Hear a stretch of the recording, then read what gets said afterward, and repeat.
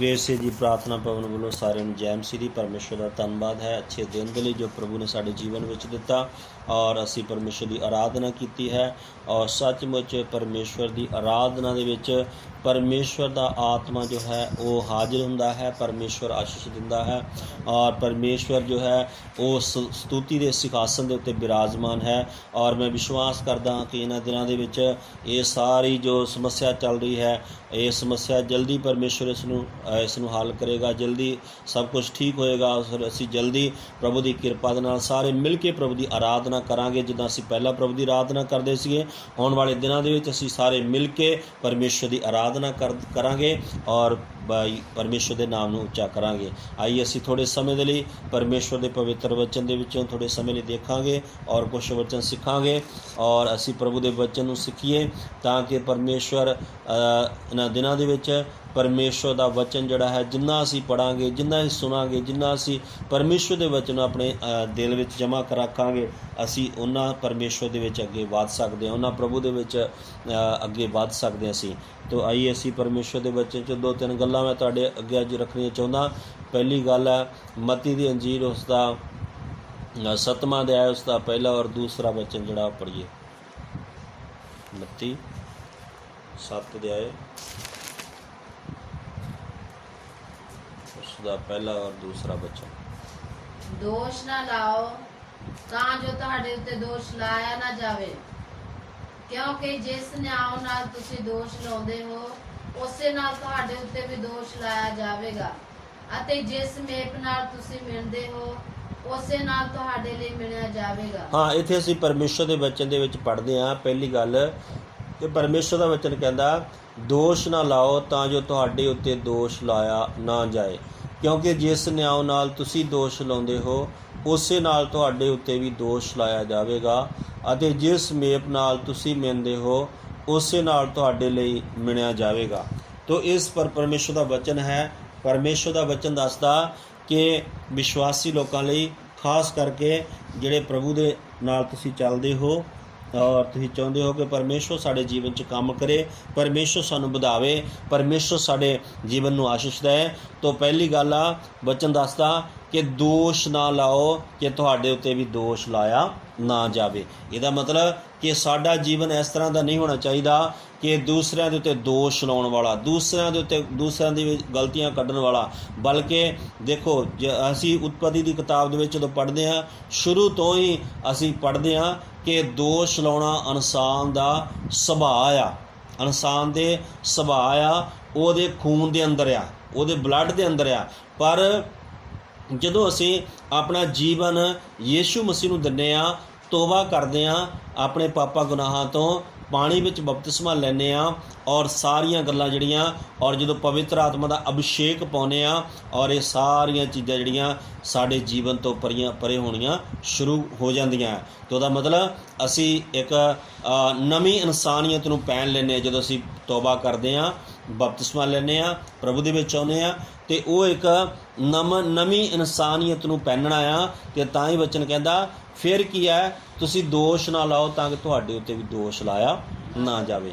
ਤੋ ਇੱਕ ਵਿਸ਼ਵਾਸੀ ਦੇ ਅੰਦਰ ਇਹ ਸੁਭਾਅ ਹੋਣਾ ਚਾਹੀਦਾ ਹੈ ਕਿ ਉਹ ਦੂਸਰੇ ਉੱਤੇ ਦੋਸ਼ ਲਾਉਣ ਵਾਲਾ ਨਹੀਂ, ਦੂਸਰੇ ਦੀਆਂ ਗਲਤੀਆਂ ਕੱਢਣ ਵਾਲਾ ਨਹੀਂ, ਬਲਕਿ ਆਪਣੇ ਜੀਵਨ ਨੂੰ ਅਸੀਂ ਦੇਖਦੇ ਹੋਏ ਹਮੇਸ਼ਾ ਪ੍ਰਭੂ ਦੇ ਵਿੱਚ ਕੀ ਕਰਨਾ, ਅੱਗੇ ਵਧਣਾ। ਕਿਉਂਕਿ ਵਚਨ ਦੱਸਦਾ ਕਿ ਜਿਸ ਤਰ੍ਹਾਂ ਤੁਸੀਂ ਦੋਸ਼ ਲਾਓਗੇ ਫਿਰ ਤੁਹਾਡੇ ਉੱਤੇ ਵੀ ਉਸੇ ਤਰ੍ਹਾਂ ਕੀ ਲਾਇਆ ਜਾਊਗਾ, ਦੋਸ਼ ਲਾਇਆ ਜਾਊਗਾ। ਲਿਖਿਆ, ਕਿਉਂਕਿ ਜਿਸ ਨਿਆਂ ਨਾਲ ਤੁਸੀਂ ਦੋਸ਼ ਲਾਉਂਦੇ ਹੋ ਉਸੇ ਨਾਲ ਤੁਹਾਡੇ ਉੱਤੇ ਵੀ ਦੋਸ਼ ਲਾਇਆ ਜਾਵੇਗਾ, ਅਤੇ ਜਿਸ ਮੇਪ ਨਾਲ ਤੁਸੀਂ ਮਿਣਦੇ ਹੋ ਉਸੇ ਨਾਲ ਤੁਹਾਡੇ ਲਈ ਵੀ ਮਿਣਿਆ ਜਾਵੇਗਾ। ਇਹਦਾ ਮਤਲਬ ਮੰਨ ਲਓ ਅਸੀਂ ਹੁਣ ਘਰਾਂ ਦੇ ਵਿੱਚ, ਪਰਿਵਾਰਾਂ ਵਿੱਚ ਕਈ ਵਾਰੀ ਘਰਾਂ ਦੇ ਵਿੱਚ ਕਿਤੇ ਜ਼ਰੂਰਤ ਪੈਂਦੀ ਆ, ਅਤੇ ਕੀ ਕਰਦੇ ਹਾਂ, ਕੁਛ ਚੀਜ਼ਾਂ ਇੱਦਾਂ ਦੀਆਂ ਹੁੰਦੀਆਂ ਜਿਹੜੀਆਂ ਆਪਾਂ ਨਾਪ ਕੇ ਲੈਂਦੇ ਹਾਂ, ਹੈ ਨਾ। ਪੈਸਿਆਂ 'ਤੇ ਨਾਪ ਨਹੀਂ ਸਕਦੇ, ਉਹ ਤਾਂ ਉੱਦਾਂ ਹੀ ਪਤਾ, ਹੈ ਨਾ। ਜੇ ਕਿਸੇ ਨੂੰ 100 ਰੁਪਈਆ ਲਿਆ ਤਾਂ 100 ਹੀ ਦੇਣਾ, ਹੈ ਨਾ। ਅਤੇ ਪਰ ਕੁਝ ਚੀਜ਼ਾਂ ਇੱਦਾਂ ਦੀਆਂ ਹੁੰਦੀਆਂ ਜਿਹੜੀਆਂ ਨਾਪਦੇ ਹਾਂ ਅਸੀਂ, ਹੈ ਨਾ। ਅਤੇ ਮੰਨ ਲਓ ਕਿਸੇ ਕੋਲ ਆਟਾ ਲਿਆ ਅਤੇ ਉਹ ਆਪਾਂ ਕੋਈ ਬਰਤਨ ਲੈਂਦੇ ਹਾਂ, ਕੋਈ ਡੂੰਘਾ ਲੈਂਦੇ ਹਾਂ, ਕੋਈ ਕੁਛ, ਹੈ ਨਾ, ਉਹਨਾਂ ਆਪਾਂ ਨਾਪਦੇ ਹਾਂ, ਅਤੇ ਅਗਲੇ ਨੂੰ ਫਿਰ ਉਹੀ ਲੈ ਕੇ ਜਾਂਦੇ ਵੀ ਇਹਦੇ ਨਾਲ ਹੀ ਤੇਰੇ ਕੋਲ ਲਿਆ ਸੀ ਅਤੇ ਇਹਦੇ ਨਾਲ ਹੀ ਤੂੰ ਲੈ ਜਾ, ਹੈ ਨਾ। ਅਤੇ ਆਪਾਂ ਇਹ ਨਹੀਂ ਕਰਦੇ ਵੀ ਜੇ ਕਿਸੇ ਨੇ ਡੂੰਘਾ ਦਿੱਤਾ ਤੈਨੂੰ ਪਤੀਲਾ ਭਰ ਕੇ ਦੇ ਦਈਏ, ਹੈ ਨਾ। ਇਸੇ ਤਰ੍ਹਾਂ ਪ੍ਰਭੂ ਦਾ ਵਚਨ ਕਹਿੰਦਾ ਜਿਸ ਨਾਪ ਦੇ ਨਾਲ ਤੁਸੀਂ ਮਿਣ ਕੇ ਨਾ, ਕਈ ਵਾਰੀ ਆਪਾਂ ਮਿਣ ਕੇ ਹੈ ਨਾ ਮਿਣ ਕੇ ਅਗਲੇ ਦੀ ਕਰਦੇ ਆ ਨਾ, ਬੇਇੱਜ਼ਤੀ ਕਰਦੇ ਜਾਂ ਕਿੱਦਾਂ, ਤੇ ਪ੍ਰਭੂ ਦਾ ਵਚਨ ਕਹਿੰਦਾ ਭਈ ਜਿਸ ਨਾਪ ਨਾਲ ਤੁਸੀਂ ਮਿਣਦੇ ਆ ਉਸੇ ਨਾਲ ਤੁਹਾਨੂੰ ਵੀ ਮਿਣ ਕੇ ਦਿੱਤਾ ਜਾਊਗਾ। ਤੇ ਇਸ ਕਰਕੇ ਸਾਡਾ ਜੀਵਨ ਇੱਦਾਂ ਦਾ ਹੋਣਾ ਚਾਹੀਦਾ, ਸਾਡਾ ਜੀਵਨ ਦੂਸਰੇ 'ਤੇ ਦੋਸ਼ ਲਾਉਣ ਵਾਲਾ ਨਹੀਂ, ਦੂਸਰੇ ਦੀਆਂ ਕਮੀਆਂ ਨੂੰ ਦੇਖਣ ਵਾਲਾ ਨਹੀਂ, ਗਲਤੀਆਂ ਕੱਢਣ ਵਾਲਾ ਨਹੀਂ, ਬਲਕਿ ਅਸੀਂ ਆਪਣੇ ਜੀਵਨ ਨੂੰ ਹਮੇਸ਼ਾ ਦੇਖੀਏ ਕਿ ਮੇਰੇ ਜੀਵਨ ਦੇ ਵਿੱਚ ਕਿਹੜੀ ਕਮੀ ਆ, ਕਿਹੜੀ ਗਲਤੀ ਆ। ਜਿਸ ਕਰਕੇ ਅਸੀਂ ਦੂਸਰਿਆਂ ਦੀਆਂ ਕਮੀਆਂ ਨੂੰ ਦੇਖ ਕੇ ਆਪਣੇ ਆਪ ਨੂੰ ਸੁਧਾਰ ਨਹੀਂ ਸਕਦੇ। ਦੂਸਰਿਆਂ ਦੀਆਂ ਕਮੀਆਂ ਦੇਖ ਕੇ ਅਸੀਂ ਹੋਰ ਵਿਗੜ ਜਾਵਾਂਗੇ, ਹੋਰ ਗਲਤ ਰਸਤੇ ਹੋ ਜਾਵਾਂਗੇ। ਪਰ ਜਦੋਂ ਅਸੀਂ ਆਪਣੇ ਜੀਵਨ ਨੂੰ ਦੇਖ ਕੇ ਚੱਲਾਂਗੇ ਤਾਂ ਸਾਨੂੰ ਸਾਰੇ ਸਹੀ ਦਿਸਣੇ। ਹਾਲੇਲੂਇਆ। ਫਿਰ ਸਾਨੂੰ ਸਾਰੇ ਕੀ ਦਿਸਣੇ ਆ ਜੀ? ਜਦੋਂ ਅਸੀਂ ਆਪ ਠੀਕ ਹੋਵਾਂਗੇ ਤਾਂ ਸਾਨੂੰ ਕੀ ਦਿਸਣੇ? ਸਾਰੇ ਸਹੀ ਠੀਕ ਹੀ ਦਿਸਣੇ ਆ। ਪਰ ਜਦੋਂ ਅਸੀਂ ਆਪਣੇ ਜੀਵਨ ਦੀਆਂ ਕਮੀਆਂ ਨੂੰ ਨਹੀਂ ਦੇਖਦੇ ਤੇ ਆਪਣੇ ਆਪ ਨੂੰ ਸਹੀ ਸਹੀ ਕੋਸ਼ਿਸ਼ ਕਰਦੇ ਹਾਂ ਵੀ ਸਹੀ ਦੱਸਣ ਦੀ ਕੋਸ਼ਿਸ਼ ਕਰਦੇ ਹਾਂ ਤੇ ਦੂਸਰੇ ਨੂੰ ਕੀ ਕਰਦੇ, ਉਹਦੇ 'ਚ ਗਲਤ ਸਾਬਤ ਕਰਦੇ ਹਾਂ। ਤੇ ਇਸ ਕਰਕੇ ਵਚਨ ਕਹਿੰਦਾ ਤੁਸੀਂ ਦੋਸ਼ ਨਾ ਲਾਓ।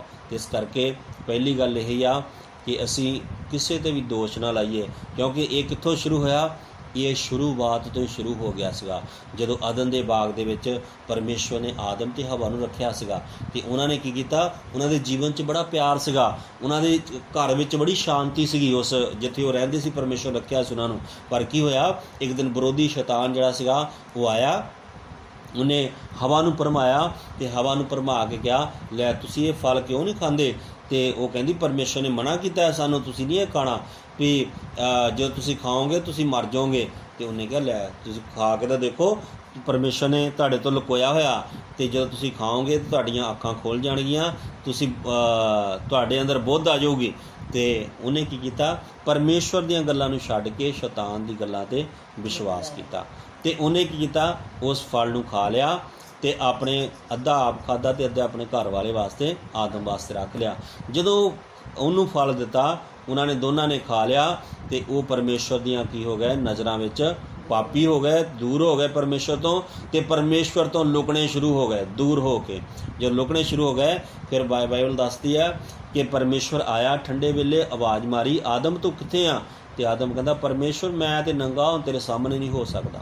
ਤੇ ਪਰਮੇਸ਼ਵਰ ਨੇ ਕਿਹਾ ਤੈਨੂੰ ਕੌਣ ਕਹਿੰਦਾ ਤੂੰ ਨੰਗਾ ਆ? ਤੇ ਪਰਮੇਸ਼ਵਰ ਨੇ ਕਿਹਾ ਤੂੰ ਉਹ ਫਲ ਖਾਧਾ ਜਿਹੜਾ ਤੈਨੂੰ ਮੈਂ ਮਨਾ ਕੀਤਾ ਸੀਗਾ। ਤੇ ਆਦਮ ਕਹਿੰਦਾ ਪਰਮੇਸ਼ਵਰ ਮੈਂ ਨਹੀਂ ਖਾਧਾ, ਜਿਹੜੀ ਤੂੰ ਮੈਨੂੰ ਔਰਤ ਦਿੱਤੀ ਉਹਨੇ ਮੈਨੂੰ ਖਿਲਾਤਾ। ਹਾਲੇਲੂਇਆ। ਉਹਨੇ ਕੀ ਕੀਤਾ? ਉਹਨੇ ਨਹੀਂ ਮੰਨਿਆ ਵੀ ਮੈਂ ਪਰਮੇਸ਼ਵਰ ਖਾਧਾ ਹੈ ਨਾ, ਮੇਰੇ ਤੋਂ ਗਲਤੀ ਹੋ ਗਈ। ਤੇ ਕਹਿੰਦਾ ਜਿਹੜੀ ਤੂੰ ਮੈਨੂੰ ਔਰਤ ਦਿੱਤੀ ਆ ਉਹਨੇ ਕੀ ਕੀਤਾ? ਮੈਨੂੰ ਉਹਨੇ ਖਿਲਾਤਾ। ਤੇ ਔਰਤ ਨੂੰ ਪਰਮੇਸ਼ਵਰ ਨੇ ਕਿਹਾ ਤੈਨੂੰ ਨਹੀਂ ਪਤਾ ਇਹ ਫਲ ਮਨਾ ਸੀ, ਨਹੀਂ ਖਾਣਾ ਸੀਗਾ? ਤੇ ਉਹ ਕਹਿੰਦੀ ਮੈਨੂੰ ਸੱਪ ਨੇ ਭਰਮਾਤਾ। ਹਾਲੇਲੂਇਆ। ਤੇ ਉਹਨੇ ਕੀ ਕਰਤਾ? ਉਹਨੇ ਸੱਪ 'ਤੇ ਦੋਸ਼ ਲਾਤਾ। ਇਹਦਾ ਮਤਲਬ ਇਹ ਜੋ ਸ਼ੁਰੂ ਤੋਂ ਚੱਲਦਾ ਆਇਆ, ਅੱਜ ਵੀ ਉਹ ਕਈ ਘਰਾਂ ਪਰਿਵਾਰਾਂ ਦੇ ਵਿੱਚ ਰੋਜ਼ ਇਹ ਕੰਮ ਚੱਲਦਾ। ਉਹ ਕਹੂਗਾ ਉਹਨੇ ਕੀਤਾ, ਉਹ ਕਹੂਗਾ ਉਹਨੇ ਕੀਤਾ, ਦੋਸ਼ ਦੋਸ਼ ਦੋਸ਼ ਦੋਸ਼ ਤੇ ਇੱਕ ਦੂਸਰੇ 'ਤੇ। ਤਾਂ ਬਾਈਬਲ ਕਹਿੰਦੀ ਆ, ਪਰਮੇਸ਼ਵਰ ਦਾ ਵਚਨ ਕਹਿੰਦਾ ਕਿ ਤੁਸੀਂ ਦੋਸ਼ ਨਾ ਲਾਓ ਤਾਂ ਕਿ ਤੁਹਾਡੇ ਉੱਤੇ ਵੀ ਦੋਸ਼ ਲਾਇਆ ਨਾ ਜਾਵੇ। ਤੇ ਇਸ ਕਰਕੇ ਅਸੀਂ ਕਈ ਲੋਕ ਬੜੇ ਹੈ ਨਾ ਇੱਕ ਦੂਸਰੇ 'ਤੇ ਉਂਗਲਾਂ ਚੱਕਣਗੇ, ਪਰ ਕੀ ਹੈ ਫਿਰ ਉਹਨਾਂ ਉੱਤੇ ਵੀ ਉਸੇ ਤਰ੍ਹਾਂ ਕੀ ਦੋਸ਼ ਲਾਏ ਜਾਂਦੇ ਆ। ਇਸ ਕਰਕੇ ਪ੍ਰਭੂ ਦਾ ਵਚਨ ਇਹ ਕਹਿੰਦਾ ਕਿ ਤੁਸੀਂ ਦੋਸ਼ ਨਾ ਲਾਓ ਤਾਂ ਕਿ ਤੁਹਾਡੇ ਉੱਤੇ ਵੀ ਦੋਸ਼ ਲਾਇਆ ਨਾ ਜਾਵੇ। ਤੇ ਇਸ ਕਰਕੇ ਅਸੀਂ ਦੋਸ਼ ਲਾਉਣ ਵਾਲੇ ਨਹੀਂ, ਬਲਕਿ ਆਪਣੀਆਂ ਕਮੀਆਂ ਨੂੰ ਦੇਖਣ ਵਾਲੇ ਬਣੀਏ, ਤਾਂ ਕਿ ਸਾਡੇ ਅੰਦਰ ਜਿਹੜੀ ਕਮੀ ਆ ਪ੍ਰਭੂ ਦੇ ਅੱਗੇ ਰੱਖੀਏ, ਮਾਫੀ ਮੰਗੀਏ, ਉਹਦੇ ਤੋਂ ਆਜ਼ਾਦ ਹੋਈਏ ਤੇ ਪ੍ਰਭੂ ਦੇ ਵਿੱਚ ਹੋਰ ਵਧੀਏ, ਉਹਦੀ ਆਸ਼ੀਸ਼ਾਂ ਵਿੱਚ ਵਧੀਏ, ਉਹਦੇ ਬਰਕਤਾਂ ਵਿੱਚ ਵਧੀਏ, ਤਾਂ ਕਿ ਪਰਮੇਸ਼ਵਰ ਦਾ ਪਿਆਰ ਜਿਹੜਾ ਸਾਡੇ ਜੀਵਨ ਦੇ ਵਿੱਚ ਭਰਿਆ ਹੋਇਆ ਉਹ ਦੂਜਿਆਂ 'ਤੇ ਦੋਸ਼ ਲਾਉਣ ਲਈ ਨਹੀਂ ਆ, ਬਲਕਿ ਉਹਨਾਂ ਨੂੰ ਸਹੀ ਰਸਤੇ ਵੱਲ ਜਾਣ ਵਾਸਤੇ ਆ। ਤੇ ਆਈਏ ਦੂਸਰੀ ਗੱਲ ਵੀ ਆਪਾਂ ਦੇਖਾਂਗੇ, ਮੱਤੀ ਦੀ ਇੰਜੀਲ ਉਸ ਦਾ 5 ਅਧਿਆਇ ਉਸ ਦਾ 13ਵਾਂ ਵਚਨ। ਮੱਤੀ 5:13। ਤੁਸੀਂ ਧਰਤੀ ਦੇ ਲੂਣ ਹੋ, ਪਰ ਜੇ ਲੂਣ ਬੇਸਵਾਦ ਹੋ ਜਾਵੇ ਤਾਂ ਕਿਸ ਬਿਧ ਸਲੂਣਾ ਕੀਤਾ ਜਾਵੇਗਾ। ਹਾਂ, ਇੱਥੇ ਲਿਖਿਆ ਦੂਸਰੀ ਗੱਲ ਆ, ਕਈ ਪਰਮੇਸ਼ਵਰ ਦਾ ਵਚਨ ਕਹਿੰਦਾ ਵਿਸ਼ਵਾਸੀਆਂ ਨੂੰ, ਕਹਿੰਦਾ ਤੁਸੀਂ ਧਰਤੀ ਦੇ ਕੀ ਆ ਜੀ? ਲੂਣ ਆ। ਹਾਲੇਲੂਇਆ। ਇਹ ਦੇਖੋ ਕਿੱਡਾ ਅਹੁਦਾ ਪਰਮੇਸ਼ਵਰ ਨੇ ਦਿੱਤਾ ਆਪਣੇ ਲੋਕਾਂ ਨੂੰ। ਉਹ ਕਹਿੰਦਾ ਤੁਸੀਂ ਕੀ ਆ ਜੀ? ਧਰਤੀ ਦੇ, ਤੁਸੀਂ ਧਰਤੀ ਦੇ ਲੂਣ ਆ। ਤੇ ਕਹਿੰਦਾ ਜੇ ਲੂਣ ਬੇਸਵਾਦਾ ਹੋ ਜਾਏ ਤੇ ਫਿਰ ਉਹਨੂੰ ਕਿਸ ਬਿਧ ਸਲੂਣਾ ਕੀਤਾ ਜਾ ਸਕਦਾ। ਦੇਖੋ ਜੇ ਲੂਣ ਜ਼ਿਆਦਾ ਹੋ ਜਾਏ ਸਬਜ਼ੀ ਦੇ ਵਿੱਚ ਤੇ ਫਿਰ ਉਹਦਾ ਕੋਈ ਵੀ ਸੋਲੂਸ਼ਨ ਨਹੀਂ ਆ, ਕੋਈ ਕੁਛ ਨਹੀਂ ਉਹਨੂੰ ਕਰ ਸਕਦਾ। ਇਸ ਕਰਕੇ ਪਰਮੇਸ਼ਰ ਦਾ ਵਚਨ ਸਾਨੂੰ ਦੱਸਦਾ ਕਿ ਅਸੀਂ ਜਿਹੜੇ ਹੈਗੇ ਆ ਪ੍ਰਭੂ ਦੇ ਵਿੱਚ ਆਏ ਆ, ਯਿਸੂ ਮਸੀਹ ਨੂੰ ਕਬੂਲ ਕੀਤਾ ਆਪਣੇ ਜੀਵਨ ਦੇ ਵਿੱਚ, ਯਿਸੂ ਮਸੀਹ ਨੂੰ ਆਪਣਾ ਜੀਵਨ ਦਿੱਤਾ ਤੇ ਉਹਨਾਂ ਨੂੰ ਕਿਹੜਾ ਸੁਭਾਅ ਉਹਨਾਂ ਦੇ ਅੰਦਰ ਦਿੱਤਾ ਹੋਇਆ? ਉਹਨਾਂ ਨੂੰ ਇੱਕ ਲੂਣ ਦਾ ਸੁਭਾਅ ਦਿੱਤਾ, ਨਮਕ ਦਾ ਸੁਭਾਅ ਦਿੱਤਾ ਹੈ। ਤੇ ਨਮਕ ਇੱਦਾਂ ਦੀ ਚੀਜ਼ ਆ ਕਿ ਤੁਸੀਂ ਸਬਜ਼ੀ ਵਿੱਚ ਮਿਰਚਾਂ ਨਾ ਪਾਓ, ਘਿਓ ਵੀ ਨਾ ਪਾਓ, ਹੋਰ ਵੀ ਮਸਾਲੇ ਵੀ ਨਾ ਪਾਓ, ਨਮਕ ਨਾ ਪਾਓ ਤੇ ਹਰੇਕ ਬੰਦਾ ਦੱਸ ਦੋਗਾ ਇਹ 'ਚ ਨਮਕ ਹੈ ਨਹੀਂ। ਹਾਲੇਲੂਇਆ। ਦੇਖੋ ਨਮਕ ਦੀ ਕਿੱਡੀ ਵੱਡੀ ਯੋਗਤਾ ਆ, ਕਿੱਡੀ ਵੱਡੀ ਭੂਮਿਕਾ ਆ ਨਮਕ ਆ। ਇਹਦਾ ਮਤਲਬ ਅੱਜ ਨਮਕ ਨੂੰ ਥੋੜ੍ਹਾ ਵਰਤਿਆ ਜਾਂਦਾ। ਕਿੰਨਾ ਵਰਤਿਆ ਜਾਂਦਾ ਜੀ? ਨਮਕ ਥੋੜ੍ਹਾ ਹੀ ਵਰਤਿਆ ਜਾਂਦਾ, ਜ਼ਿਆਦਾ ਨਹੀਂ ਵਰਤਿਆ ਜਾਂਦਾ। ਪਰ ਫਿਰ ਵੀ ਉਹਦੀ ਰਸੋਈ ਦੇ ਵਿੱਚ ਉਹ ਤੋਂ ਬਿਨਾਂ ਕੋਈ ਸ਼ਾਨ ਨਹੀਂ ਗੀ।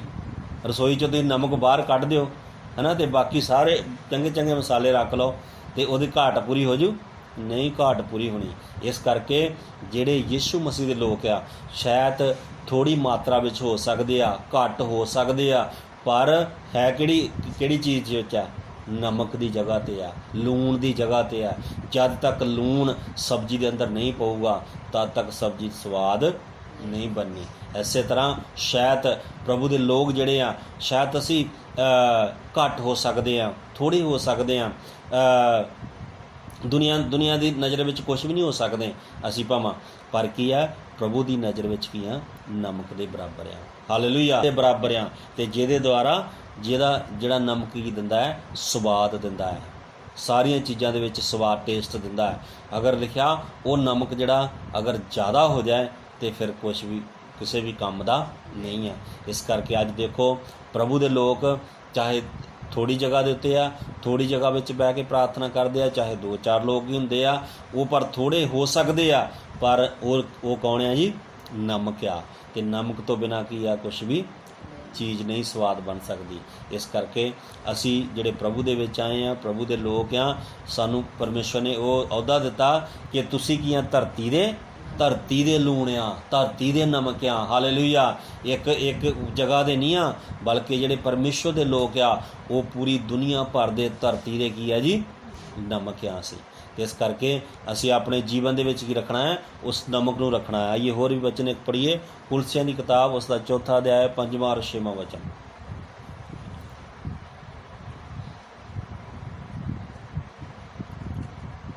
ਕੁਲਸੀਆਂ ਦੀ ਕਿਤਾਬ, ਉਹਦਾ 4 ਅਧਿਆਇ 5 ਔਰ 6 ਵਚਨ।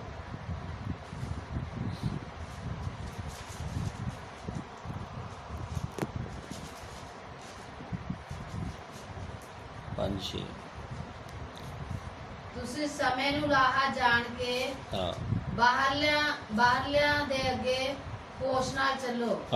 ਤੁਸੀਂ ਗੱਲਬਾਤ ਸਦਾ ਕਿਰਪਾਮਈ ਅਤੇ ਤੁਹਾਡੀ ਗੱਲਬਾਤ ਸਦਾ ਕਿਰਪਾਮਈ ਅਤੇ ਸਲੂਣੀ ਹੋਵੇ। ਇੱਥੇ ਲਿਖਿਆ ਕਿ ਕੀ ਕਰੋ?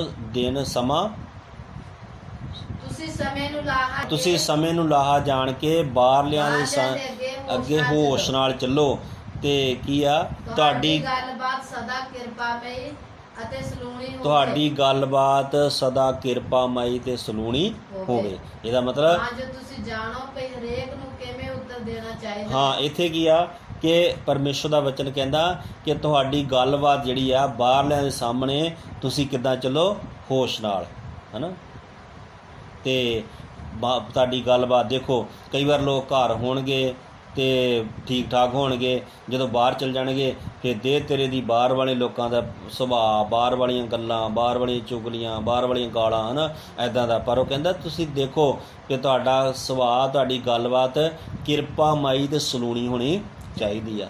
ਤੁਹਾਡੀ ਗੱਲਬਾਤ ਤੋਂ ਪਤਾ ਲੱਗਣਾ ਚਾਹੀਦਾ ਵੀ ਇਹ ਕੌਣ ਆ, ਹੈ ਨਾ। ਗੱਲਾਂ ਬਾਤਾਂ ਤੋਂ ਸਾਡੀਆਂ ਤੋਂ ਪਤਾ ਲੱਗ ਜਾਣਾ ਚਾਹੀਦਾ ਭਾਈ ਇਹ ਕੌਣ ਆ। ਇਸ ਕਰਕੇ ਲਿਖਿਆ ਤੁਹਾਡੀ ਗੱਲਬਾਤ ਹਮੇਸ਼ਾ ਕੀ ਹੋਣੀ ਚਾਹੀਦੀ? ਕਿਰਪਾਮਈ ਤੇ ਸਲੂਣੀ ਹੋਣੀ ਚਾਹੀਦੀ ਆ, ਤਾਂ ਕਿ ਤੁਹਾਨੂੰ ਪਤਾ ਹੋਵੇ ਕਿ ਕਿਸ ਤਰ੍ਹਾਂ ਹਰੇਕ ਨੂੰ ਕਿਸ ਤਰ੍ਹਾਂ ਉੱਤਰ ਦੇਣਾ। ਇਸ ਕਰਕੇ ਪਰਮੇਸ਼ਰ ਦਾ ਵਚਨ ਹੀ ਸਾਨੂੰ ਕਹਿੰਦਾ ਕਿ ਅਸੀਂ ਕੋਈ ਮਾੜੀ ਮੋਟੀ ਗੱਲ ਨਹੀਂ ਪਰਮੇਸ਼ਰ ਨੂੰ ਦੱਸੀ। ਕਹਿੰਦਾ ਤੁਸੀਂ ਇਸ ਧਰਤੀ ਦੇ ਨਮਕ ਆ, ਧਰਤੀ ਦੇ ਲੂਣ ਆ। ਅਤੇ ਇਸ ਕਰਕੇ ਅਸੀਂ ਇਸ ਲੋਕਾਂ ਨੂੰ ਕੀ ਕਰਨਾ ਹੈ?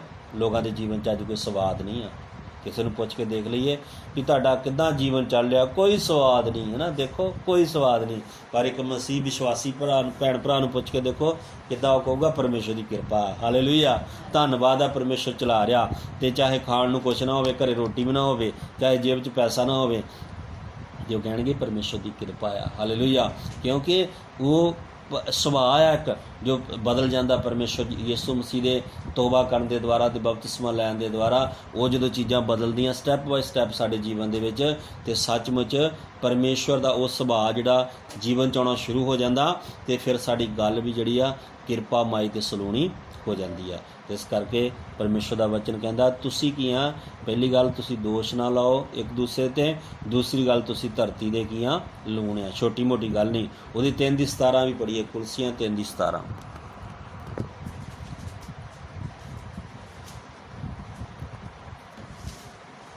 ਕੁਲਸੀਆਂ 3:17।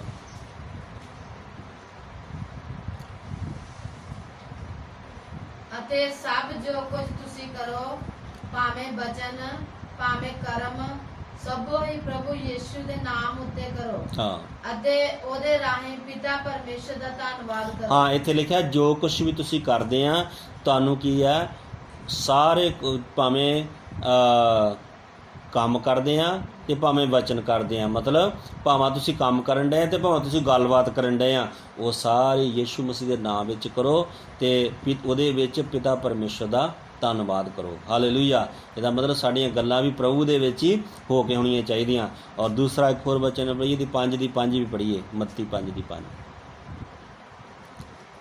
ਮੱਤੀ 5:5 ਜਲਦੀ ਮਿਲ ਗਈ, ਜਿਹਨੂੰ ਪੜ੍ਹੋ ਜਲਦੀ।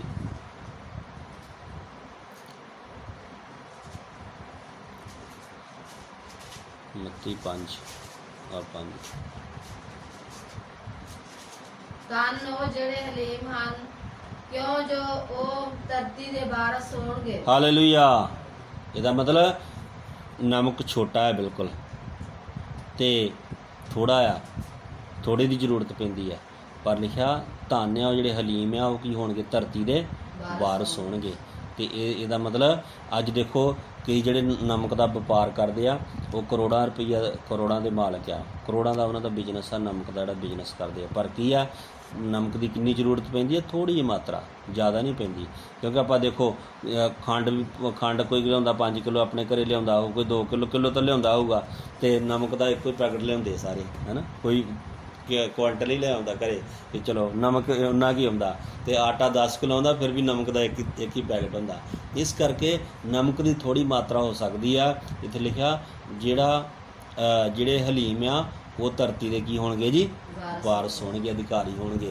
ਇਹਦਾ ਮਤਲਬ ਪਰਮੇਸ਼ਰ ਨੇ ਕਾਸ਼ਿਸ਼ ਦਿੱਤੀ ਹੈ ਆਪਣੇ ਲੋਕਾਂ ਨੂੰ, ਜਿੰਨੇ ਤੁਸੀਂ ਹਲੀਮ ਹੋਵੋਗੇ, ਜਿੰਨੇ ਤੁਸੀਂ ਛੋਟੇ ਬਣ ਜਾਓਗੇ, ਪਰਮੇਸ਼ਰ ਉਹਨਾਂ ਹੀ ਤੁਹਾਨੂੰ ਕੀ ਕਰੇਗਾ, ਵਧਾਉਂਦਾ ਜਾਏਗਾ। ਪਰਮੇਸ਼ਰ ਉਹਨਾਂ ਤੁਹਾਨੂੰ ਆਸ਼ੀਰਵਾਦ ਦੇਗਾ। ਔਰ ਅਗਲੀ ਗੱਲ ਵੀ ਪੜਾਂਗੇ, ਮੱਤੀ 5:14 ਵੀ ਪੜ੍ਹ ਦਈਏ। ਤੁਸੀਂ ਜਗਤ ਦੇ ਚਾਨਣ ਹੋ। ਬਸ ਇੱਥੇ ਲਿਖਿਆ ਅਗਲੀ ਗੱਲ ਆ, ਤੀਸਰੀ ਗੱਲ, ਪਰਮੇਸ਼ਰ ਦਾ ਵਚਨ ਕਹਿੰਦਾ ਤੁਸੀਂ ਜਗਤ ਦਾ ਕੀ ਆ ਜੀ, ਚਾਨਣ ਆ। ਤੇ ਇਹਦੇ ਅਗਲੇ 16ਵੇਂ ਵਚਨ 'ਚ ਲਿਖਿਆ ਕਿ ਤੁਹਾਡਾ ਚਾਨਣ ਜਿਹੜਾ ਇਹ ਮਨੁੱਖਾਂ ਦੇ ਸਾਹਮਣੇ ਚਮਕੇ। 16ਵਾਂ ਵਚਨ ਪੜ੍ਹੀਏ। ਇਸੇ ਤਰ੍ਹਾਂ ਤੁਹਾਡਾ ਚਾਨਣ ਮਨੁੱਖਾਂ ਦੇ ਸਾਹਮਣੇ ਚਮਕੇ, ਹਾਂ, ਤਾਂ ਜੋ ਉਹ ਤੁਹਾਡੇ ਸ਼ੁਭ ਕਰਮ ਵੇਖ ਕੇ ਤੁਹਾਡੇ ਪਿਤਾ ਦੀ ਜਿਹੜਾ ਸਵਰਗ ਵਿੱਚ ਹੈ ਵਡਿਆਈ ਕਰਨ। ਹਾਂ, ਇੱਥੇ ਲਿਖਿਆ ਤੁਸੀਂ ਜਗਤ ਦੇ ਚਾਨਣ ਹੋ। ਇਹ ਕਿਹਨਾਂ ਨੂੰ ਕਿਹਾ ਗਿਆ, ਵਿਸ਼ਵਾਸੀਆਂ ਨੂੰ ਕਿਹਾ ਗਿਆ ਆ। ਅਗਲੇ ਅਸੀਂ ਯੋਹੰਨਾ ਦੀ ਇੰਜੀਲ 8:12 ਵਿੱਚ ਜਦੋਂ ਪੜ੍ਹਦੇ ਹਾਂ, ਯਿਸੂ ਮਸੀਹ ਕਹਿੰਦੇ ਮੈਂ ਜਗਤ ਦਾ ਚਾਨਣ ਆ। ਤੇ ਇੱਥੇ ਮੱਤੀ ਦੀ ਇੰਜੀਲ ਦੇ ਵਿੱਚ 5:14 'ਚ ਲਿਖਿਆ ਤੁਸੀਂ ਜਗਤ ਦੇ ਚਾਨਣ ਆ। ਇਹਦਾ ਮਤਲਬ ਯਿਸੂ ਮਸੀਹ ਜਦੋਂ ਸੀਗੇ ਉਹ ਜਗਤ ਦੇ ਚਾਨਣ ਸੀ, ਉਹ ਅੱਜ ਵੀ ਹੈ, ਲੇਕਿਨ ਉਹਨਾਂ ਨੇ ਆਪਣੇ ਵਿਸ਼ਵਾਸੀਆਂ ਨੂੰ ਕਿਹਾ ਅੱਜ ਤੁਸੀਂ ਕੀ ਆ, ਜਗਤ ਦੇ, ਅੱਜ ਤੁਸੀਂ ਚਾਨਣ ਆ ਜਗਤ ਦੇ, ਕਿਉਂਕਿ ਜਗਤ ਵਿੱਚ ਆ ਤੁਸੀਂ, ਸੰਸਾਰ ਦੇ ਵਿੱਚ ਆ। ਤੇ ਲਿਖਿਆ ਤੁਹਾਡਾ ਚਾਨਣ ਦੇਖ ਕੇ ਕੀ ਕਰਨ, ਲੋਕ ਤੁਹਾਡਾ ਚਾਨਣ ਦੇਖ ਕੇ ਪਿਤਾ ਦੀ ਵਡਿਆਈ ਕਰਨ, ਹੈ ਨਾ। ਪੜ੍ਹੋ 16ਵਾਂ ਵਚਨ, ਉਹ 16ਵਾਂ। ਇਸੇ ਤਰ੍ਹਾਂ ਤੁਹਾਡਾ ਚਾਨਣ ਮਨੁੱਖ ਦੇ ਸਾਹਮਣੇ ਚਮਕੇ, ਮਨੁੱਖਾਂ ਦੇ ਸਾਹਮਣੇ ਚਮਕੇ, ਤਾਂ ਜੋ ਉਹ ਤੁਹਾਡੇ ਸ਼ੁਭ ਕਰਮ ਵੇਖ ਕੇ ਤੁਹਾਡੇ ਪਿਤਾ ਦੀ ਜਿਹੜਾ ਸਵਰਗ ਵਿੱਚ ਹੈ ਵਡਿਆਈ ਕਰਨ। ਹਾਂ, ਇੱਥੇ ਕੀ ਲਿਖਿਆ, ਇਸੇ ਲਈ ਤੁਹਾਡਾ ਚਾਨਣ ਮਨੁੱਖਾਂ ਦੇ ਸਾਹਮਣੇ ਕੀ ਹੋਣਾ ਚਾਹੀਦਾ ਜੀ, ਚਮਕਣਾ ਚਾਹੀਦਾ। ਤੇ ਇਸ ਕਰਕੇ ਜਿਹੜੇ ਵਿਸ਼ਵਾਸੀ ਆ ਉਹਨਾਂ ਦਾ ਉਹ ਜਿਹਨੂੰ ਚਾਨਣ ਪਰਮੇਸ਼ਰ ਨੇ ਬਣਾਇਆ ਤੇ ਉਹਨਾਂ ਦਾ ਚਾਨਣ ਦੂਸਰਿਆਂ ਤੱਕ ਜਾਣਾ ਚਾਹੀਦਾ ਆ। ਤੇ ਕਹਿੰਦਾ ਤੁਹਾਡੇ ਕੰਮਾਂ ਨੂੰ ਦੇਖ ਕੇ, ਉਹਦਾ ਚਾਨਣ ਦਾ ਮਤਲਬ ਹੈ ਕਿ ਸਾਡੇ ਜੀਵਨ ਦੇ ਜਿਹੜੇ ਕੰਮ ਹੈ ਉਹਨਾਂ ਨੂੰ ਦੇਖ ਕੇ ਵੀ ਲੋਕ ਕੀ ਕਰਨਗੇ, ਉਸ ਪਿਤਾ ਦੀ ਵਡਿਆਈ ਕਰਨਗੇ ਜਿਹੜਾ ਸਵਰਗ ਦੇ ਵਿੱਚ ਆ, ਕਿ ਸੱਚਮੁੱਚ ਇਹ ਯੀਸ਼ੂ ਮਸੀਹ ਦੇ ਬੱਚੇ ਆ, ਇਹ ਪਿਤਾ ਪਰਮੇਸ਼ਰ ਦੇ ਬੱਚੇ ਆ। ਇਹਨਾਂ ਦੇ ਚਾਲ ਚੱਲਣ 'ਚ ਫਰਕ ਆ, ਇਹਨਾਂ ਦੇ ਬੋਲਣ ਚੱਲਣ 'ਚ ਫਰਕ ਆ, ਇਹਨਾਂ ਦੇ ਬੈਠਣ ਉੱਠਣ 'ਚ ਫਰਕ ਆ, ਇਹਨਾਂ ਦੀ ਗੱਲਬਾਤ ਦੇ ਵਿੱਚ ਫਰਕ ਆ। ਤੇ ਤਾਂ ਹੀ ਸਾਡਾ ਪਤਾ ਲੱਗੂਗਾ ਕਿ ਅਸੀਂ ਕੀ ਆ, ਜਗਤ ਦੇ ਚਾਨਣ ਆ। ਜੇ ਸਾਡਾ ਚਾਨਣ ਜਿਹੜਾ ਦੂਸਰਿਆਂ ਉੱਤੇ ਚਮਕੂਗਾ, ਤੇ ਜੇ ਚਾਨਣ ਕੀ ਆ, ਚਾਨਣ ਕਹੂਗਾ ਦੂਸਰਿਆਂ ਨੂੰ ਹਾਏ ਕੀ ਹਾਏ ਹਾਏ ਕਰੀ ਜਾਊਗਾ, ਤੇ ਉਹ ਚਾਨਣ ਨਿਗਾ ਉਹਦੇ ਹਨੇਰੇ ਨਾਲੋਂ ਵੀ ਭੈੜਾ ਹੈ ਨਾ। ਤੇ ਇਸ ਕਰਕੇ ਜਿਹੜੇ ਪ੍ਰਭੂ ਦੇ ਲੋਕ ਆ ਉਹ ਚਾਨਣ ਆ। ਤੇ ਜਦੋਂ ਲੋਕ ਕੋਈ ਹਨੇਰੇ ਵਿੱਚ ਤੁਰਿਆ ਜਾਂਦਾ ਹੋਵੇ ਤੇ ਮੰਨ ਲਓ ਹਨੇਰਾ ਬਾਵਾ ਹਨੇਰਾ ਹੁੰਦਾ, ਤੇ ਜਦੋਂ ਇੱਕਦਮ ਉਹਨੂੰ ਚਾਨਣ ਮਿਲ ਜਾਏ ਤਾਂ ਕੀ ਹੁੰਦਾ, ਇੱਕਦਮ ਹੌਸਲਾ ਹੋ ਜਾਂਦਾ।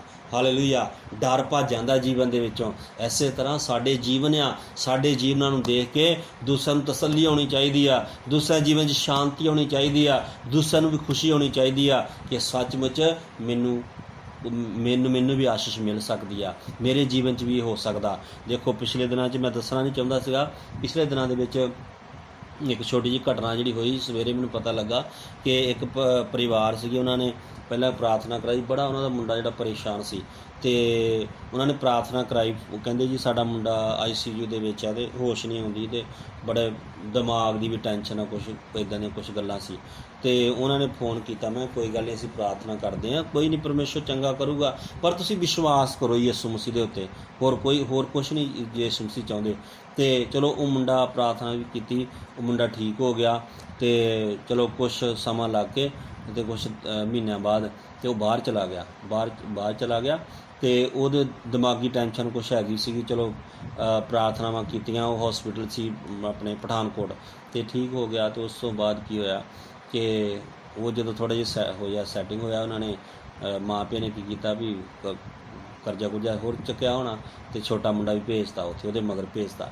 ਪਰ ਅੱਜ ਸਵੇਰੇ ਮੈਨੂੰ ਫੋਨ ਆਇਆ ਤੇ ਪਤਾ ਲੱਗਾ ਕਿ ਉਹਨੇ ਕੀ ਕੀਤਾ, ਜਿਹੜਾ ਛੋਟਾ ਮੁੰਡਾ ਸੀ ਨਾ, ਉਹਨੂੰ ਵੱਡੇ ਮੁੰਡੇ ਨੂੰ ਮਿਲਣ ਵਾਸਤੇ ਗਿਆ। ਉੱਥੇ ਜਦੋਂ ਮਿਲਣ ਵਾਸਤੇ ਗਿਆ, ਉਹਨੂੰ ਮਿਲਿਆ, ਉਹਨੇ ਮਾਰਤਾ, ਉਹਨੂੰ ਖਤਮ ਕਰਤਾ। ਤੇ ਉਹਨੂੰ ਖਤਮ ਕਰਤਾ, ਤੇ ਜਿਹੜਾ ਵੱਡਾ ਸੀ ਉਹਨੂੰ ਪੁਲਿਸ ਫੜ ਕੇ ਲੈ ਗਈ, ਕਿਉਂਕਿ ਉੱਧਰ ਤੇ ਛੱਡਦੇ ਨਹੀਂਗੇ, ਉੱਧਰ ਤੇ ਉਹਨਾਂ ਨੇ ਅੰਦਰ ਕਰਤਾ। ਤੇ ਇੱਧਰ ਹੁਣ ਉਹਨਾਂ ਦੇ 2 ਹੀ ਬੱਚੇ ਸੀ, ਜਾਇਦਾਦ ਬਾਕੀ ਜ਼ਮੀਨ ਜਮੂਨ ਸਾਰਾ ਕੁਛ ਹੈ। ਤੇ ਪਰ ਕੀ ਹੋਇਆ, ਇੱਕ ਮਾਰਤਾ, ਜਿਹੜਾ ਸਹੀ ਸੀਗਾ ਉਹ ਮਾਰਤਾ, ਜਿਹੜੇ ਥੋੜਾ ਦਿਮਾਗ 'ਚ ਕੁਛ ਹੈ ਸੀ ਉਹ ਜੇਲ੍ਹ ਚਲਾ ਗਿਆ। ਉਹਦਾ ਮਤਲਬ ਕੀ ਹੋਇਆ, ਉਹ ਲੋਕ ਅੱਜ ਕੱਲ੍ਹ ਇਹ ਸਮਝਦੇ ਆ ਕਿ ਸਾਰਾ ਕੁਛ ਅਸੀਂ ਇਕੱਠਾ ਕਰ ਲਈਏ, ਸਾਡੇ ਗੱਫੇ ਆਉਣ ਸਾਡੇ ਘਰ ਦੇ ਵਿੱਚ, ਤੇ ਅਸਲੀ ਜਾਇਦਾਦ ਖਵਾ ਦਿੱਤੀ ਹੈ ਨਾ, ਦੇ ਦਿੱਤੀ। ਪਰ ਕੀ ਹੈ ਕਿ ਜੇ ਅਸੀਂ ਦੇਖੋ, ਕਈ ਲੋਕ ਚੱਲਦੇ ਨਹੀਂ ਆ ਪਰ ਪ੍ਰਾਰਥਨਾ ਕਰਾਉਂਦੇ ਰਹਿੰਦੇ, ਪਰ ਸ਼ੈਤਾਨ ਤੋਂ ਉਹਨਾਂ ਦਾ ਬਚਾਅ ਰਹਿੰਦਾ।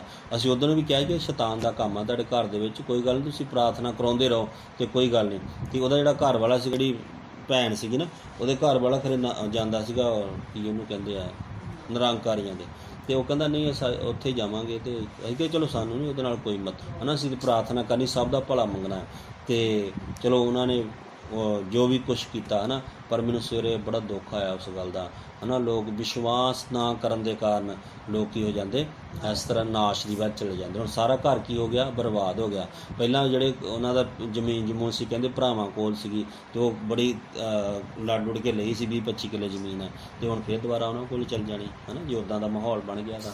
ਪਰ ਕੀ ਹੈ, ਫਿਰ ਵੀ ਲੋਕ ਤੋਬਾ ਕਰਨ ਲਈ ਤਿਆਰ ਨਹੀਂ, ਫਿਰ ਵੀ ਰੱਬ ਦੇ ਅੱਗੇ ਝੁਕਣ ਲਈ ਤਿਆਰ ਨਹੀਂ। ਪਰ ਮੈਂ ਫਿਰ ਵੀ ਇਹ ਕੀਤਾ, ਮੈਂ ਕਿਹਾ ਜੀ ਹਾਲੇ ਵੀ ਕੁਛ ਨਹੀਂ ਵਿਗੜਿਆ, ਹਾਲੇ ਵੀ ਉੱਥੇ ਵੀ ਪ੍ਰਾਰਥਨਾ ਹੁੰਦੀ ਆ, ਉਧਰ ਜੇਲ੍ਹਾਂ 'ਚ ਵੀ ਬੰਦਗੀ ਚੱਲਦੀ ਆ। ਤੇ ਮੈਂ ਕਿਹਾ ਜੀ ਉੱਥੇ ਉਹ ਤੋਬਾ ਕਰ ਲੈ, ਕਿਤੇ ਦੇਖ ਲੈ, ਤੇ ਪ੍ਰਭੂ ਉੱਥੇ ਵੀ ਉਹਨੂੰ ਠੀਕ ਕਰ ਸਕਦਾ, ਤੇ ਉੱਥੋਂ ਜੇਲ੍ਹ 'ਚੋਂ ਵੀ ਬਾਹਰ ਕਢਾ ਸਕਦਾ, ਤੇ ਫਿਰ ਵੀ ਮਸਲੇ ਸਾਰੇ ਹੱਲ ਹੋ ਸਕਦੇ ਆ। ਪਰ ਫਿਰ ਵੀ ਲੋਕ ਇਹਨਾਂ 'ਚ ਇਹ ਗੱਲ ਨੂੰ ਮੰਨਣ ਲਈ ਤਿਆਰ ਨਹੀਂ, ਨਾਸ਼ ਹੋ ਜਾਂਦੇ। ਤੇ ਕਿੰਨੀ ਬੁਰੀ ਗੱਲ ਆ ਨਾ ਵੀ ਇੱਕ ਜਿਹੜਾ ਸਹੀ ਸੀਗਾ ਉਹ ਮਰ ਗਿਆ, ਤੇ ਜਿਹੜਾ ਦਿਮਾਗ ਸੀਗਾ ਉਹ ਜੇਲ੍ਹ ਵਿੱਚ ਚਲਾ ਗਿਆ। ਇਸ ਕਰਕੇ ਪਰਮੇਸ਼ਵਰ ਦਾ ਵਚਨ ਸਾਨੂੰ ਦੱਸਦਾ ਹੈ ਕਿ ਯਿਸੂ ਮਸੀਹ ਦੇ ਅੱਗੇ ਸਾਰੀਆਂ ਚੀਜ਼ਾਂ ਕੀ ਹੋ ਸਕਦੀਆਂ। ਯਿਸੂ ਮਸੀਹ ਅੱਗੇ ਆਪਣਾ ਗੀਤ ਗਾਇਆ, ਆਪਾਂ ਜੋ ਲਾਸਟ ਸਟਾਂਜਾ ਉਹਦਾ ਗਾਉਂਦੇ ਸੀਗੇ, ਕਹਿੰਦਾ ਜਿਹਦਾ ਹੱਥ ਯਿਸੂ ਦੇ ਹੱਥ ਵਿੱਚ ਆ ਜਾਏ ਨਾ, ਮੌਤ ਵੀ ਜੀਵਨ ਬਣ ਜਾਂਦੀ। ਹਾਲੇਲੂਇਆ। ਤੇ ਸੱਚਮੁੱਚ ਸਾਡੇ ਜਿੰਨੇ ਵੀ ਪ੍ਰਭੂ 'ਚ ਆਏ ਆ, ਉਹਨਾਂ ਨੇ ਇੱਦਾਂ ਹੀ ਹੋਇਆ, ਮੌਤ ਹੀ ਜੀਵਨ ਬਣੀ ਹੋਈ ਆ, ਕਿਉਂਕਿ ਪ੍ਰਭੂ ਫਿਰ ਮਰਨ ਨਹੀਂ ਦਿੰਦਾ ਕਿਸੇ ਨੂੰ ਵੀ, ਕੁਛ ਵੀ ਹੋ ਜਾਏ। ਇਸ ਕਰਕੇ ਅੱਜ ਮੈਂ ਉਹ ਗੱਲ ਕਰਦਾ ਉਹਨਾਂ ਨੂੰ, ਮੈਂ ਕਿਹਾ ਸ਼ਾਇਦ ਕੁਝ ਲੋਕ ਨਹੀਂ ਚੱਲਦੇ ਨਹੀਂ ਹੈ, ਪਰ ਦੁਆ ਪ੍ਰਾਰਥਨਾ ਕਰਾਈ ਜਾਂਦੇ ਆ, ਪਰ ਪ੍ਰਭੂ ਉਹਨਾਂ ਦਾ ਬਚਾਅ ਰੱਖਦੇ, ਫਿਰ ਵੀ ਆਪਣੇ ਲੋਕਾਂ ਨੂੰ ਸ਼ਰਮਿੰਦੇ ਨਹੀਂ ਹੋਣ ਦਿੰਦੇ, ਕਿਉਂਕਿ ਜਿਹੜੇ ਲੋਕ ਵਿਸ਼ਵਾਸ ਕਰਦੇ ਆ, ਤੇ ਵਚਨ 'ਚ ਲਿਖਿਆ ਵਿਸ਼ਵਾਸ ਕਰਨ ਵਾਲਿਆਂ ਲਈ ਸਭੋ ਕੁਝ ਹੋ ਸਕਦਾ ਹੈ। ਪਰਮੇਸ਼ਵਰ ਸਭ ਕੁਝ ਕਰ ਦਿੰਦਾ ਜਿਹੜੇ ਲੋਕ ਵਿਸ਼ਵਾਸ ਕਰਦੇ ਆ। ਤੇ ਇਸ ਆਪਾਂ ਪ੍ਰਭੂ ਦੇ ਵਚਨ ਦੇ ਵਿੱਚ ਪੜ੍ਹਿਆ, ਲਾਸਟ ਵਾਲਾ ਜਿਹੜਾ ਪੜ੍ਹਿਆ ਕਿ ਤੁਹਾਡੇ ਕੰਮ ਜਿਹੜੇ ਹਨ, ਤੁਹਾਡਾ ਚਾਨਣ ਮਨੁੱਖਾਂ ਦੇ ਸਾਹਮਣੇ ਕੀ ਹੋਣਾ ਚਾਹੀਦਾ, ਚਮਕਣਾ ਚਾਹੀਦਾ। ਤੇ ਇਸ ਕਰਕੇ ਲੋਕ ਸਾਡੇ ਤੋਂ ਆਸ਼ੀਸ਼ ਪਾਉਣੇ, ਲੋਕਾਂ ਨੂੰ ਆਸ਼ੀਸ਼ ਪਾਉਣੀ ਚਾਹੀਦੀ ਆ ਕਿ ਸੱਚਮੁੱਚ ਜੇ ਇਹਨਾਂ ਦਾ ਜੀਵਨ ਬਦਲਿਆ ਤਾਂ ਮੇਰਾ ਵੀ ਜੀਵਨ ਕੀ ਹੋ ਜਾਊਗਾ, ਬਦਲ ਜਾਊਗਾ। ਪਰਮੇਸ਼ਵਰ ਇਹੀ ਕਰਦੇ ਸਾਡੇ ਨਾਲ, ਸਾਡੇ ਜੀਵਨ ਨੂੰ ਬਦਲਦੇ ਆ, ਸਾਡੇ ਪਰਿਵਾਰ ਨੂੰ ਬਦਲਦੇ ਆ, ਔਰ ਸਾਡੀ ਅਵਸਥਾ ਨੂੰ ਬਦਲਦੇ ਆ, ਤੇ ਸਾਨੂੰ ਇੱਦਾਂ ਦਾ ਬਣਾ ਦਿੰਦੇ ਆ ਵੀ ਦੇਖੋ ਕਈ ਵਾਰ ਅਸੀਂ ਫੋਟੋ ਦੇਖੀਆਂ, ਇੱਕ ਜਗ੍ਹਾ 'ਤੇ ਭਿਖਾਰੀ ਹੁੰਦਾ, ਦੂਸਰੀ ਜਗ੍ਹਾ ਕੋਟ ਪੈਂਟ ਪਾ ਕੇ ਖੜਾ ਕੀਤਾ ਹੁੰਦਾ। ਪ੍ਰਭੂ ਇੱਦਾਂ ਦੇ ਬਣਾ ਦਿੰਦਾ ਜਿਹੜੇ ਪ੍ਰਭੂ ਦੇ ਵਿੱਚ ਆਏ ਹੁੰਦੇ ਆ। ਤੇ ਇਸ ਕਰਕੇ ਪ੍ਰਭੂ ਕਮਲਿਆਂ ਨੂੰ ਚੁਣ ਕੇ ਤੇ ਉਹਨਾਂ ਨੂੰ ਕੀ ਬਣਾ ਦਿੰਦਾ, ਉਹਨਾਂ ਨੂੰ ਹੀਰੋ ਬਣਾ ਦਿੰਦਾ। ਜਿਹੜੇ ਜ਼ੀਰੋ ਆ ਨਾ ਉਹਨਾਂ ਨੂੰ ਹੀਰੋ ਬਣਾ ਦਿੰਦਾ, ਤੇ ਜਿਹੜੇ ਹੀਰੋ ਉਹਨਾਂ ਨੂੰ ਜ਼ੀਰੋ ਕਰ ਦਿੰਦਾ। ਕਿਉਂਕਿ ਬੱਚੇ 'ਚ ਲਿਖਿਆ ਹੋਇਆ ਕਿ ਨੂਕਤਰਸ ਰਾਜਾ ਕਹਿੰਦਾ, ਉੱਤੇ ਚੜ੍ਹ ਕੇ ਰਾਜਾ ਕਹਿੰਦਾ ਇਹ ਸਾਰਾ ਕੁਝ ਮੈਂ ਹੀ ਬਣਾਇਆ। ਤੇ ਪਰਮੇਸ਼ਵਰ ਨੇ ਕਿਹਾ ਨਾ ਇਹ ਨਹੀਂ ਹੋਣਾ। ਤੇ ਪਰਮੇਸ਼ਵਰ ਨੇ ਕਿਹਾ ਇਹ ਸਾਰਾ ਕੁਝ ਹੁਣ ਤੇਰੇ ਕੋਲੋਂ ਚਲੇ ਜਾਣਾ।